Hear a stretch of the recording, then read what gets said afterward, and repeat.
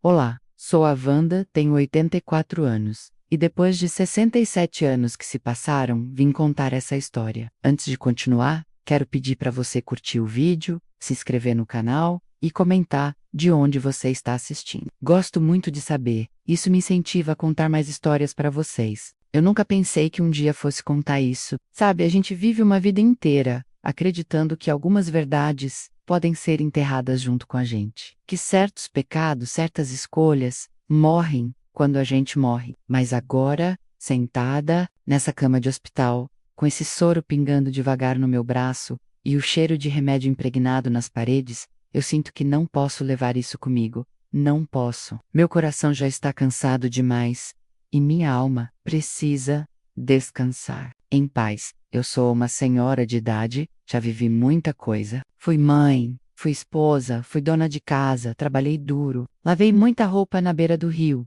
Criei filho com o que Deus mandava e com o que não mandava também. Nunca fui santa a menos e nem quero fingir que fui, mas tem uma história que nunca saiu da minha cabeça. Uma história que, por mais que eu tentasse enterrar com silêncio e oração, sempre voltava para me assombrar quando a casa ficava vazia e tudo que me restava era o barulho da minha consciência. É estranho pensar que tudo que parece tão distante ainda pesa tanto aqui dentro. Faz tanto tempo, quase uma vida inteira, mas hoje, como se o tempo tivesse voltado, eu consigo lembrar daquele dia com tanta nitidez, como se tivesse acontecido ontem. Lembro da roupa que eu estava usando, do cheiro da terra molhada depois da chuva e do som dos passarinhos lá no fundo. Era para ter sido só mais um dia qualquer, mas foi o dia que tudo mudou. Eu sempre pensei que conseguiria guardar esse segredo até o fim, que ninguém precisava saber, que era melhor assim. Afinal, ninguém se machucaria, ninguém sofreria. Mas o que eu não percebi, ou não quis perceber, é que eu estava sofrendo todo esse tempo. Eu carreguei isso como uma pedra no meu peito. Todos os aniversários, os natais, os almoços em família, todos os momentos felizes, sempre tinham uma sombra atrás. Uma voz dizendo: "Você sabe o que fez." E eu sabia, sempre soube. Talvez você me julgue. Talvez diga que eu fui covarde ou egoísta. Talvez diga que eu destruí vidas. Não. Vou tentar me defender. Eu mesma me julguei durante anos, mas eu precisava fazer isso agora, nesse momento. Contar a verdade. Não por mim, mas por ele, pelo meu filho. Ele merece saber quem ele realmente é, mesmo que me odeie depois. Mesmo que nunca mais olhe na minha cara. Ele merece a verdade. Porque amor de mãe, meu filho, não é só proteger. Amor de mãe também é ter coragem. E eu tô tentando ter a minha agora, mesmo que tarde demais. Então, se você estiver ouvindo isso, ou lendo essas palavras, por favor, escute com o coração aberto. Eu não conto isso para ganhar perdão. NEMPD. Eu conto porque já não aguento mais carregar esse fardo sozinha. Porque o silêncio, depois de tanto tempo, virou uma prisão. E eu preciso sair dela, antes que Deus me chame de vez. O que eu vou contar agora vai mudar tudo. Talvez você nunca mais me veja com os mesmos olhos, mas essa sou eu, essa é minha verdade. E ela começa com uma frase que me dói até hoje. Repeti. Casei grávida do meu cunhado. E só contei a verdade no leito de morte. Eu era uma menina sonhadora, cheia de vida. Quando olho para trás, vejo aquela menina que fui, tão cheia de esperança, tão ingênua. E eu, 17 anos, o mundo ainda era grande demais para mim. E o coração? O coração era leve. Eu acreditava em finais felizes, em promessas feitas ao pé do ouvido e em olhares que duravam mais do que deveriam. Naquela época, a vida era mais simples, mas não menos intensa. A gente se contentava com pouco. Um vestido novo, no domingo. Um baile na igreja, uma flor deixada no portão. Eu vivia com meus pais numa casa de madeira, com varanda de piso gasto e cheiro de café passado no coador. Meus dias eram divididos entre cuidar das tarefas de casa e sonhar com o amor. E foi nesse tempo que ele apareceu. O nome dele era Raul, irmão mais novo do meu futuro marido. Embora eu não soubesse disso na época, menos, nem imaginava que o destino ia me pregar tamanha peça, Raul e Ra, diferente. Não era como os outros rapazes. da vila tinha um jeito calado, mas o sorriso dele, aquele sorriso era capaz de fazer a gente esquecer onde estava. Ele falava pouco, mas quando falava, parecia que o mundo parava para escutar. Eu me apaixonei sem perceber. Um dia, ele me ajudou a carregar uma cesta de mandioca da feira até em casa. No outro, me esperou no portão, com um pedaço de goiabada enrolado num guardanapo. Pequenas gentilezas que, para mim, tinham gosto de cinema. Eu me sentia especial, quase boba de tão feliz. Só que a nossa história nunca teve tempo para virar história de verdade. A família dele estava sempre de mudança. Menos vieram morar por uns tempos com uns parentes na cidadezinha, enquanto o irmão mais velho, o Eduardo, trabalhava na lavoura de um fazendeiro da região. Eu mal sabia, mas esse Eduardo seria o homem que mudaria o rumo da minha vida.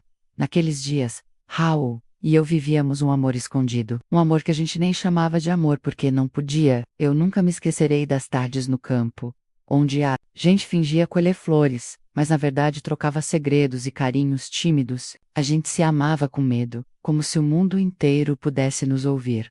Ele me prometeu que voltaria, que daria um jeito de ficar. Me disse que sonhava em trabalhar, comprar uma casa pequena e me pedir em casamento quando tudo estivesse certo. Eu acreditei.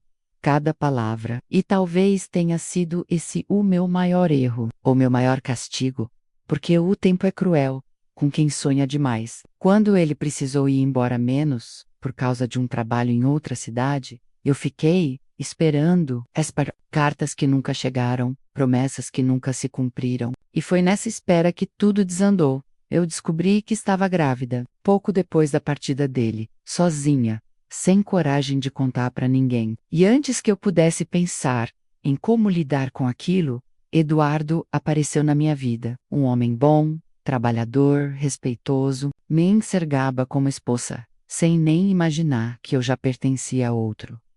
E ali, entre o passado que me fugia e o presente que me apertava, eu fiz a escolha mais difícil da minha vida. Mas essa parte eu vou contar depois. Ele era o tipo de homem que te olha nos olhos e te desmonta. Eu nunca planejei me apaixonar por ele. Aliás, se alguém tivesse me contado que isso ia acontecer, eu teria chamado de loucura. Mas o amor, ou melhor dizendo, o desejo, ele é traiçoeiro. Ele não avisa quando vai chegar.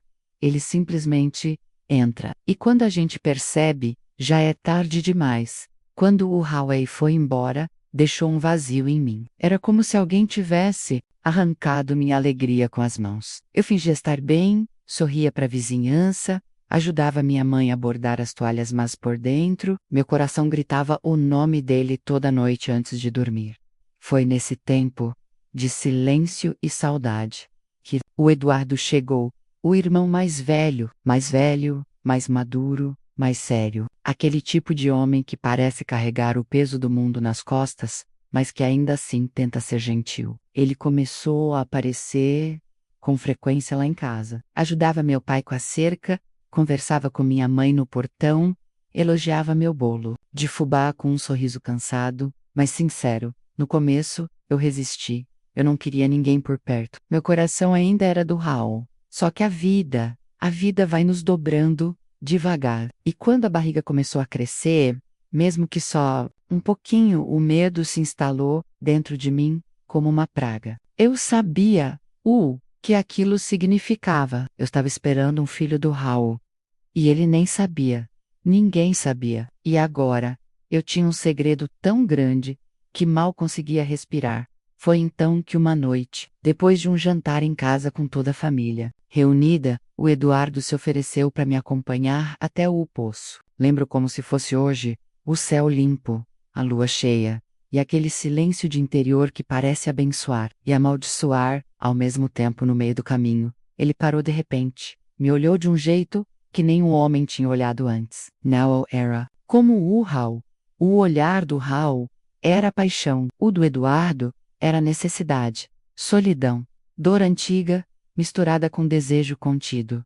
Ele me segurou pelas mãos. Disse que sabia que eu estava diferente, que me achava bonita, que queria cuidar de mim, que me via como mulher, e eu estava tão carente, tão frágil, tão desesperada por proteção, que não recuei. Foi só um beijo naquela noite. Beijo longo, confuso, e quando nossos lábios se afastaram, eu sabia que algo estava muito errado, mas também sabia que o caminho de volta já não existia mais. Depois daquilo, ele começou a me procurar mais. Me dava pequenas flores, me deixava bilhetes. E eu, mergulhada naquela mistura de culpa e medo, acabei permitindo. Era como se eu estivesse tentando apagar Raul com as mãos do irmão dele. Mas o que eu realmente fazia era me afundar ainda mais. A paixão proibida não nasceu do amor. Ela nasceu da dor, da ausência, da fraqueza e cresceu como erva daninha, tomando espaço onde só deveria existir o certo. Mas o certo naquela altura da vida já parecia distante demais para mim. Talvez eu tenha confundido acolhimento com amor. Ou talvez eu só quisesse acreditar que estava tudo bem, que alguém cuidaria de mim e daquele bebê que crescia em silêncio, escondido até de mim mesma. Mas a verdade é que naquele ponto, eu já não era dona do meu destino. Eu tinha cruzado a linha. E dali para frente, tudo que eu fiz foi tentar sobreviver às consequências. Foi só uma vez, mas foi o suficiente. Eu lembro daquele dia como se estivesse vivendo de novo, passo por passo, o cheiro da terra úmida, o som dos galos ao longe, o calor abafado de uma tarde que parecia nunca acabar. Era dia de festa na cidade. Festa de padroeira. A praça estava cheia, as meninas com vestidos floridos, os rapazes jogando conversa fora perto da igreja, e eu tentando sorrir como se nada estivesse fora do lugar. Eu já estava com a barriga levemente inchada, mas disfarçava, com cintos apertados e blusas largas. Ninguém desconfiava de nada, e isso me dava um pequeno alívio, e ao mesmo tempo, um terror imenso, porque eu sabia que, a qualquer momento, o mundo poderia desmoronar. E foi nessa tensão silenciosa que ele apareceu. Raul, o pai do meu filho, voltou à cidade como quem não sabe o estrago que deixou. Eu o vi de longe parado do outro lado da praça, encostado numa bicicleta velha, os olhos cravados em mim. Meu coração disparou. Minhas pernas ficaram bambas, eu nem conseguia respirar. A festa sumiu ao redor. Era como se só existíssemos nós dois, e naquele instante tudo que estava guardado explodiu dentro de mim. A saudade, a raiva, a dor, o amor que ainda queimava mesmo que eu não quisesse mais. Ele veio até mim, me puxou de lado, longe de todos, e perguntou por que eu nunca mais dei notícia. Disse que pensou em mim todos os dias, que tinha voltado por minha causa. E foi aí que eu cometi o maior erro da minha vida. A gente foi até o celeiro da fazenda do meu avô, um lugar afastado, esquecido, onde eu costumava brincar quando era criança. E ali naquele silêncio cortado só pelo barulho do vento, batendo nas folhas secas, a gente se entregou um ao outro. Foi desesperado, foi rápido, foi errado, mas foi real. Era como se, por alguns minutos, o mundo tivesse parado só pra gente existir de novo. Depois, ele segurou meu rosto, me olhou nos olhos e disse que me amava. E eu quis acreditar, quis muito, mas já era tarde demais. Eu não contei da gravidez, não tive coragem. Ele ainda era um menino, mesmo com aquele corpo de homem e aquela voz decidida. Eu vi nos olhos dele a vontade de ficar, mas também vaiou medo. E antes que o sol se pusesse, ele já estava indo embora de novo. Me prometeu que voltaria, que ia dar um jeito. Mas, no fundo, eu sabia que não ia. E ele também. Naquela noite, quando voltei para casa, encontrei Eduardo me esperando no portão, com flores nas mãos, com o olhar de quem queria um futuro comigo. E ali, ainda com o cheiro do Raul na pele e o gosto da culpa na boca, eu disse sim. Disse sim ao pedido de namoro. Disse sim à mentira que se tornaria meu casamento. Disse sim ao caminho que selaria o destino de todos nós. Muita gente acha que o erro mais grave é trair, mas eu aprendi que o erro mais cruel é calar e esconder, é deixar que uma verdade morra sufocada dentro da gente. E foi exatamente isso que eu fiz. Por medo, por covardia, ou talvez por amor. Um amor confuso, torto, desesperado, mas amor, ainda assim.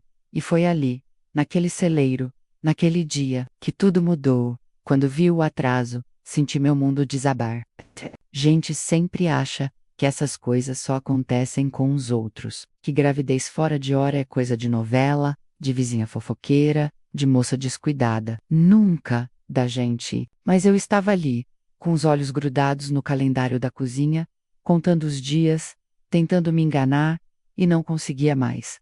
Já era o segundo mês, sem sinal nenhum. As cólicas vinha, mas eu acordava enjoada, com cheiro de sabão me embrulhando o estômago, e uma vontade inexplicável de chupar limão com sal. E mesmo sem fazer exame, eu sabia, lá no fundo, meu corpo gritava: tem uma vida crescendo aqui dentro. No começo, eu tentei negar, dizia para mim mesma que era só nervoso, ansiedade por causa da ausência do Raul, ou talvez uma gripe estranha, mas conforme os dias passavam, meu corpo mudava, meus seios estavam diferentes, mais pesados, minha pele parecia mais sensível, e o choro vinha fácil. Qualquer coisa me fazia chorar. Uma música no rádio, o cheiro da comida da minha mãe, até o som da chuva batendo no telhado.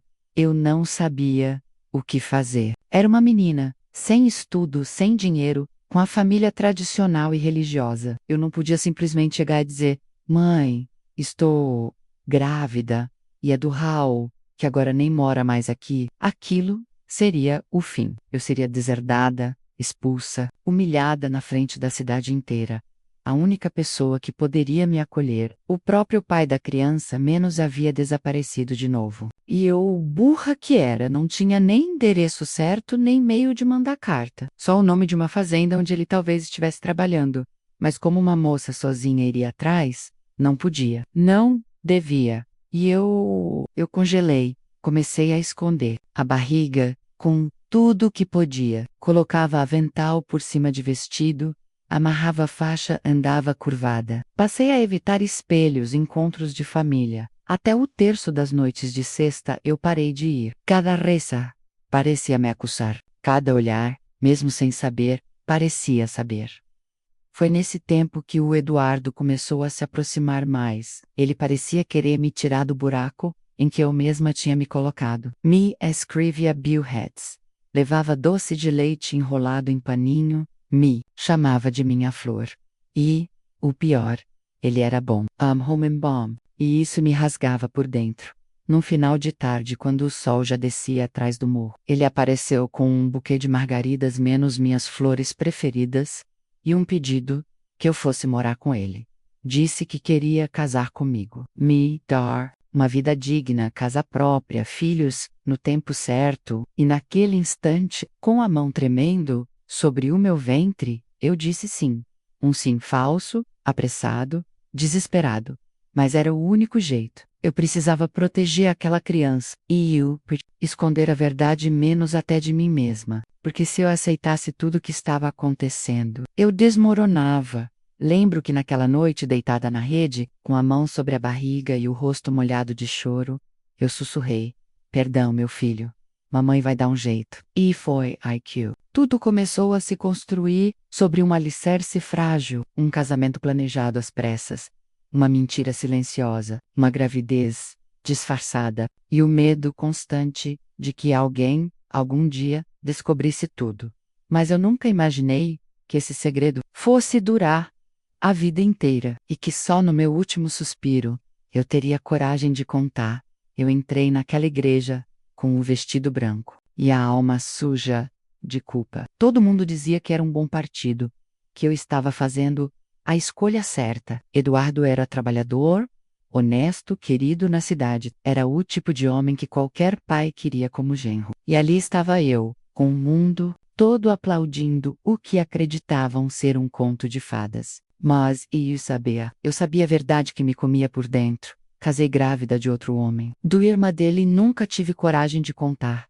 Nem para minha mãe nem pro padrei, muito menos para ele. Era como se o medo tivesse feito ninho dentro de mim, me costurado por dentro com uma linha de silêncio. E quanto mais o tempo passava, mais essa mentira virava parte da minha pele.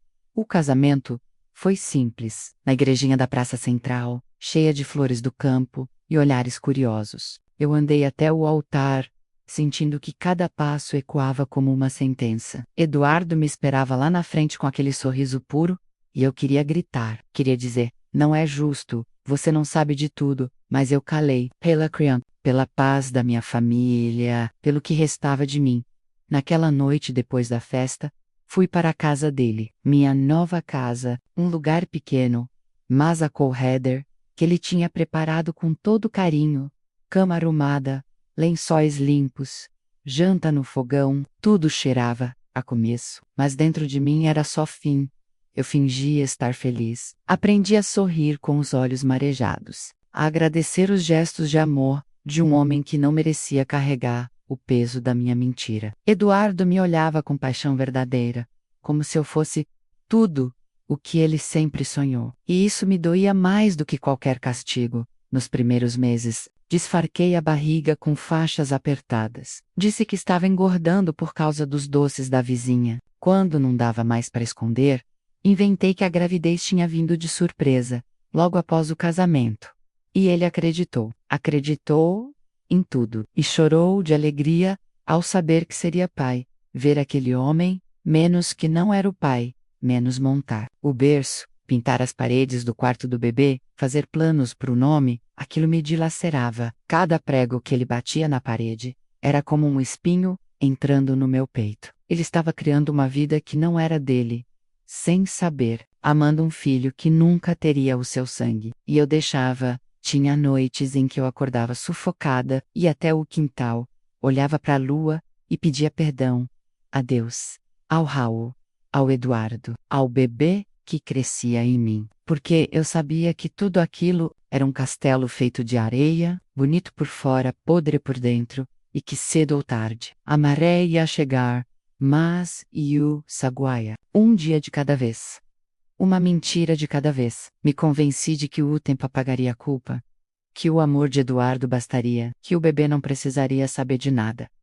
E assim, entre lençóis limpos e silêncios pesados, eu construí minha vida. Uma vida inteira, baseada em uma escolha errada, em um momento de fraqueza, em uma paixão que nunca morreu, mas que eu tive que enterrar viva.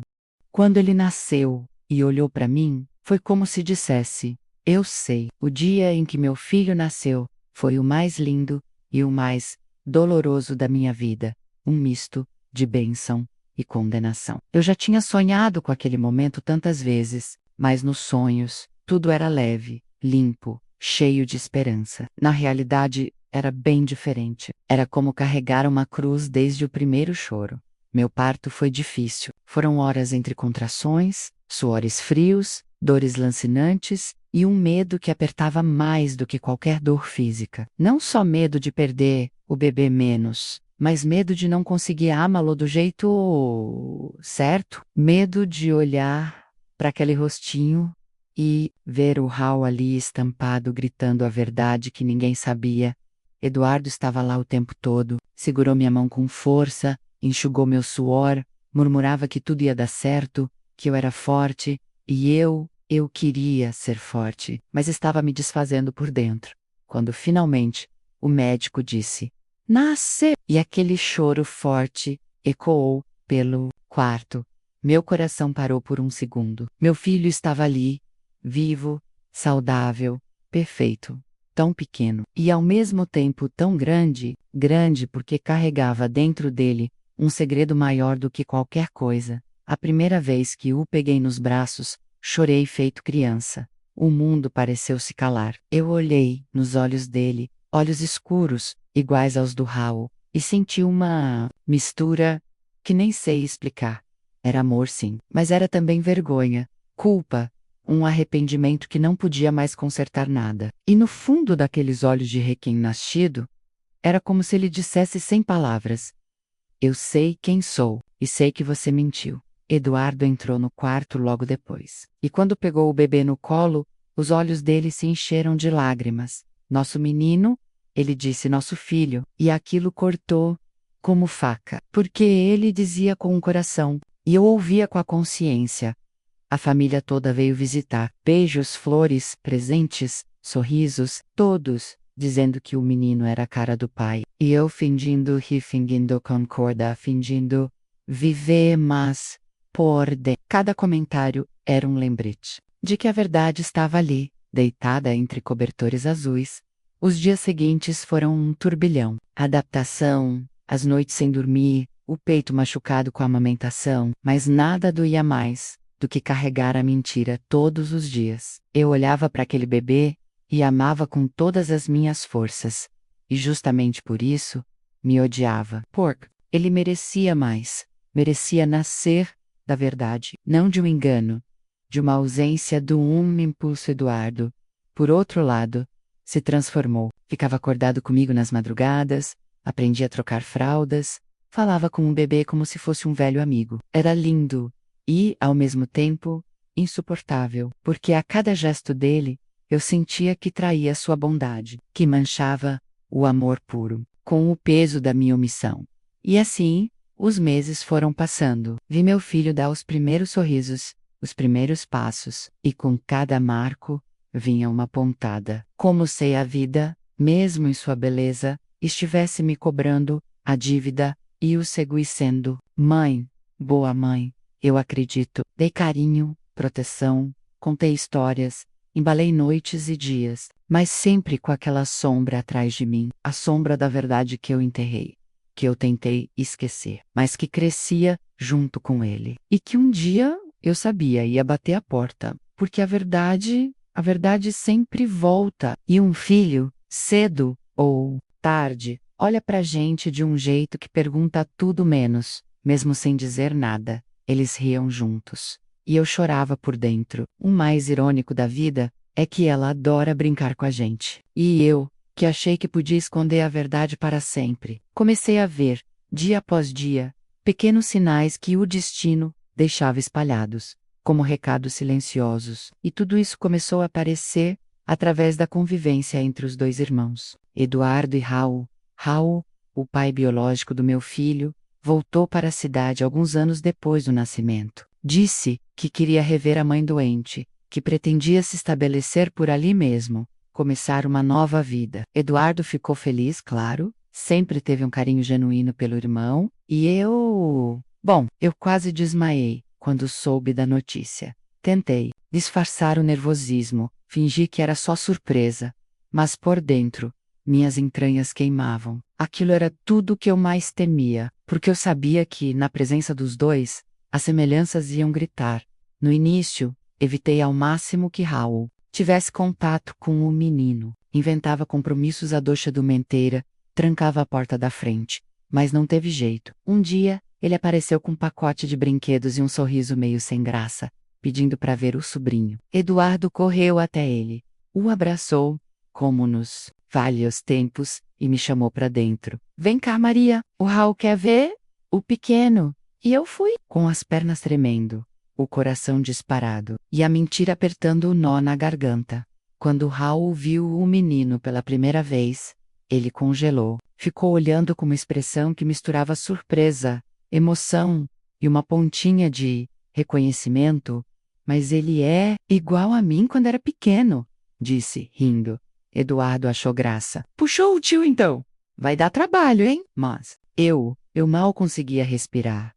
Daquele dia em diante, Raul passou a frequentar nossa casa com mais frequência. Sempre atencioso, sempre gentil, mas com um olhar que me incomodava. Ele não dizia nada, mas eu sabia que ele desconfiava. Porque cada vez que ele olhava o menino, parecia mergulhar numa lembrança antiga. E o menino, inocente, se apegava cada vez mais ao tio Raul. Corriam juntos pelo quintal, jogavam bola, se abraçavam como se fossem feitos um para o outro.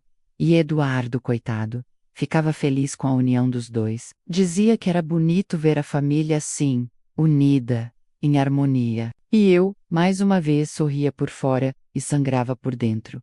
O tempo foi passando, e os sinais ficaram cada vez mais claros. O jeito de rir, de andar, até a teimosia menos tudo lembrava a Raul. Minha mãe, já idosa e meio cega, certa vez disse: "Esse menino parece um xerox do Raul, quando era pequeno." Que coisa curiosa, né? E eu apenas concordei com a cabeça baixa, segurando as lágrimas. Era como se o universo estivesse me cercando por todos os lados, tentando me empurrar para a verdade, mas eu resistia, por medo por vergonha, saber o que aconteceria com a nossa família se tudo viesse à tona. E aos poucos, a mentira começou a se tornar uma prisão. Eu não podia relaxar, não podia me distrair, porque qualquer descuido podia revelar tudo. Eu vivia vigiando palavras, reações, olhares, e quanto mais eles se aproximavam, menos pai e filho, sem saber menos mais distante, eu me sentia de mim mesma, porque a pior solidão não é estar sozinha, é estar cercada de amor e saber que, ali, no meio de tudo, você é a única que carrega um segredo capaz de destruir cada abraço.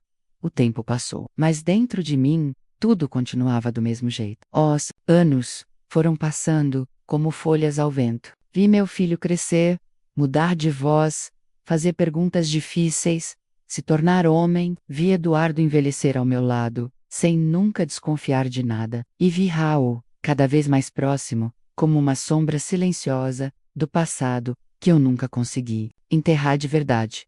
Por fora, éramos uma família comum. Tínhamos almoço de domingo, briga por besteira, vizinhos que elogiavam nossa união, mas por dentro de mim, havia um terremoto constante. E não importava quantos anos passassem, a culpa não envelhecia. Continuava intacta, viva, latejando como uma ferida aberta que nunca fechou.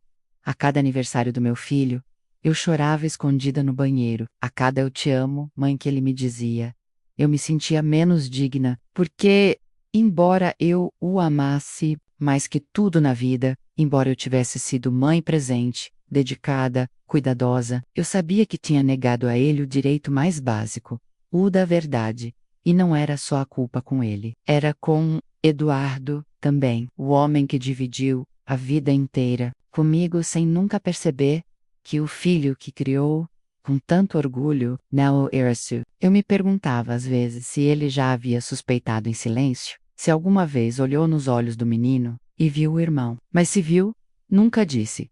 E isso me matava, porque ou ele era cego pelo amor, ou era cego por escolha. E ambas as coisas doíam. Houve momentos em que eu quase contei. Tive várias chances. Em uma madrugada, quando Eduardo ficou doente e achei que ia perdê-lo, abri a boca para falar e ele pegou minha mão, sussurrando: "Se for a hora, quero ir em paz, com você e com o nosso menino por perto." E eu calei. Teve também o dia em que meu filho me perguntou, já adolescente, se eu e o pai tínhamos sido muito apaixonados no começo. Sorri e respondi que sim, mas a verdade é que nunca houve paixão entre mim e Eduardo. Houve respeito, houve parceria, mas amor, aquele amor que consome, que gruda na pele, esse sempre teve outro nome, um nome que eu aprendi a não pronunciar, nem em pensamento. Raul.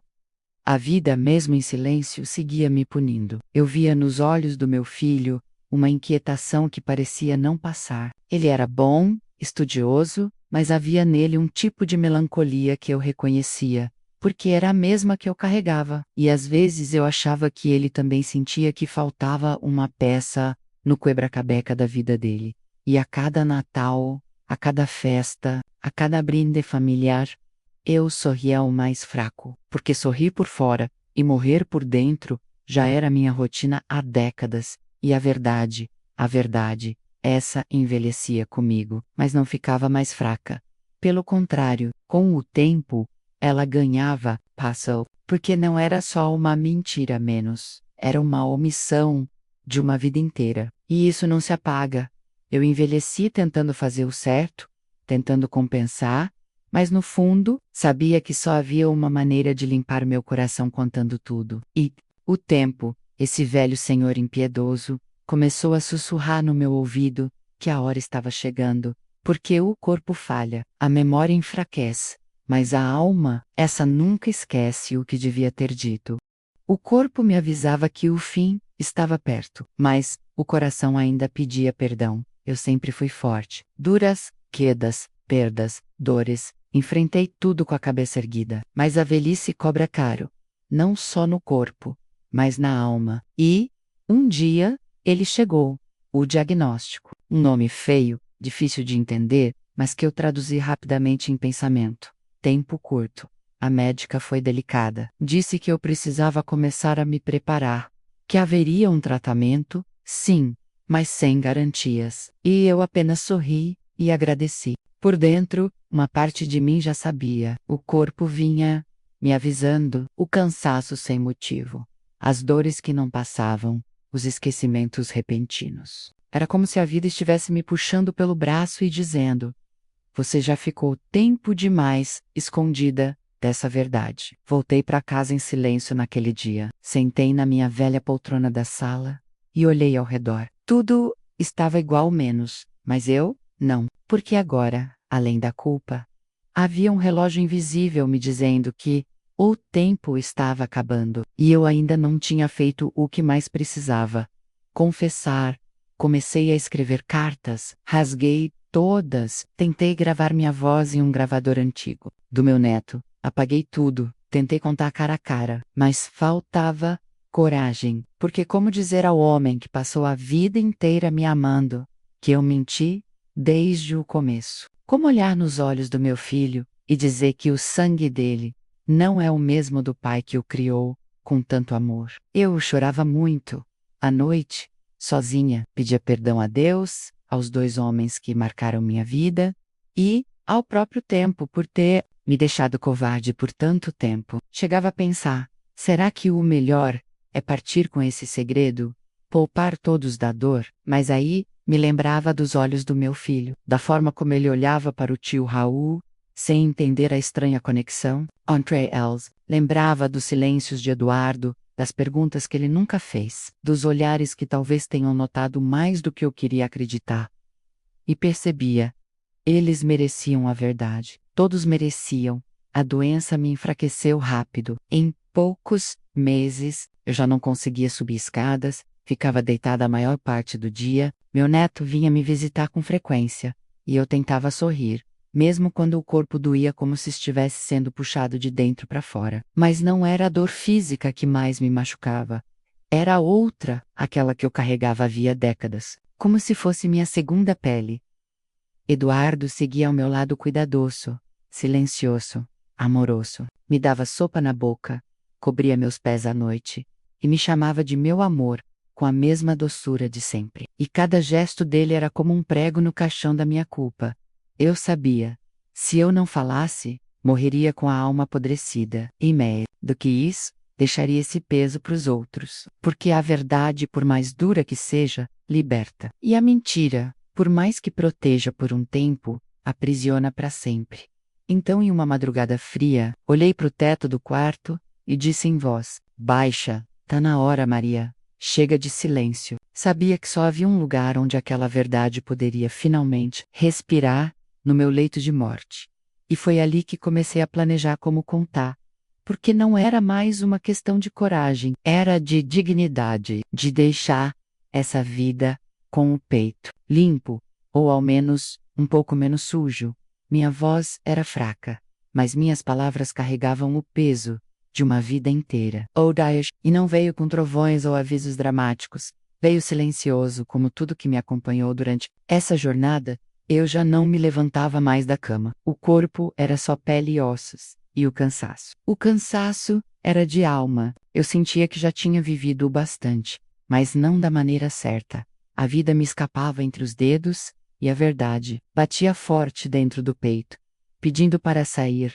Naquela manhã, chamei Eduardo. Pedi, com a pouca voz que me restava, que chamasse. Na sofá, os 2 se viram.